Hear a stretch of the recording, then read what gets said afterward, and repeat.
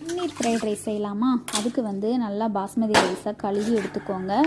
தண்ணி கொதிச்சதுக்கப்புறம் தண்ணியில் வந்து அரிசியை போட்டு அதில் ஒரு ஸ்பூன் அளவு எண்ணெய், உப்பு எல்லாம் சேர்த்து நல்லா வேக வச்சு எடுத்துக்கோங்க. அரிசி வெந்ததுக்கப்புறமா நல்லா வடித்து ஆற வச்சு எடுத்துக்கோங்க. தேவையான காய்கறி எல்லாத்தையுமே கட் பண்ணி எடுத்துட்டேன். அரிசியும் வெந்துருச்சு. அப்புறம் வந்து பார்த்திங்கன்னா ஒரு நான்ஸ்டிக் கடாயில் வந்து மிளகாய் தூள், பெப்பர் தூள், உப்பு எல்லாத்தையும் போட்டு நல்லா கட் பண்ணி வச்சுருக்கிற பன்னீரை ஃப்ரை பண்ணி எடுத்துட்டு அதுக்கப்புறமா கடாயில் எண்ணெய் ஊற்றிக்கோங்க. தேவையான அளவு பூண்டு, அப்புறம் காய்கறி என்னென்ன காய்கறியெல்லாம் கட் பண்ணி வச்சுருக்கீங்களோ அதெல்லாத்தையும் போட்டு நல்லா ஃபுல் ஃப்ளேமில் வச்சு நல்லா வதக்கி எடுத்துக்கோங்க. அப்புறம் வந்து அரிசி உதிரியாக வடித்து எடுத்து வச்சுருக்க அரிசியும் போட்டு நான் வந்து இந்த இட்லி கடையில் வந்து நம்ம ஃப்ரைட் ரைஸ் பொடி இது போட்டு தான் யூஸ் பண்ணி செய்கிறேன். ரொம்பவே நல்லா இருந்துச்சு ஃப்ரைட் ரைஸு.